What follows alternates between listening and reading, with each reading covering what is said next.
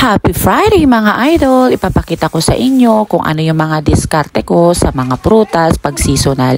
So ito mga idol ay nabili ko 180 per kilo 2 months ago pa. At itong video na to ay 2 months ago pa. So ang ginawa ko ay hinugasan ko. Wala mga idol, naglagay ako ng suka para matanggal lahat ng dumi. Tapos ko i-freezer ay naglagay pala ako ng cloth sa ilalim niya para make sure ko na matanggal lahat ng tubig para hindi magtubig yung strawberry. Saka ko inilagay sa freezer. So pala mga lods, meron din akong nakitang dalawang banana that time na pahinog na. So ang ginawa ko ay kinat ko din at nilagay ko sa plastic para ilagay ko din sa freezer para at least meron kaming pang juice. Ito namang papaya mga idol ay ginawa ko 2 days ago. Ito yung pa-over na ripe na rin na hindi na rin namin makain. So ang ginawa ko ay ni-slice ko na lang para mailagay ko din sa freezer para meron kaming pang juice. So ang ginagawa ko mga lods ay hindi ko masyado kinakapalan. Ganyan lang para at least pag na freezer na siya ay madali kong mapaghiwalay. Kahapon nagbigay yung kapitbahay ko ang daming mangga. So ang ginawa ko sa mga nabili kong mangga ng isang araw ay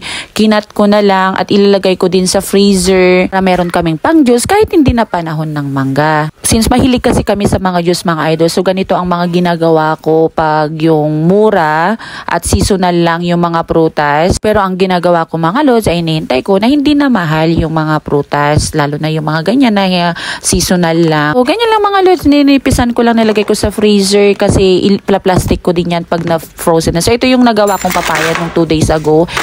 Frozen na siya. So madali na lang yan paghihiwalayin kasi ilalagay ko sa plastic para hindi bulky sa freezer. Ilalagay ko lang sa plastic kasi babalik ko din sa freezer. Mainam na yung ganitong juice na gawin natin kaysa naman yung nabibili nating may mga preservative na mga sugar. Strawberry mga idol, ito yung nakita nyo kanina na ginawa ko, na i-plastic ko na yan actually noon. Kaso madali ako nung gumawa ako ng strawberry smoothies nila kaya nabutas ko. So ito yung ililipat ko lang siya sa plastic para maibalik ko doon. Ito pala kahapon mga idol, meron pa akong nakitang watermelon sa ref. So ang ginawa ko, ilalagay ko din yan sa freezer. So kinat ko siya. So dito mga idol, ilalagay ko yung mga seeds nila kasi ang dami ring benefits ng seeds ng watermelon. Yung seeds ng watermelon mga idol, pwede natin kaining raw or dried. Alam nyo, they are very rich in magnesium na ang key role niya in energy production and nerve function. Mataas din siya sa folate which can help your risk for cancer and depression. Ayan, i-frozen ko lang para may lagay ko din sa plastic.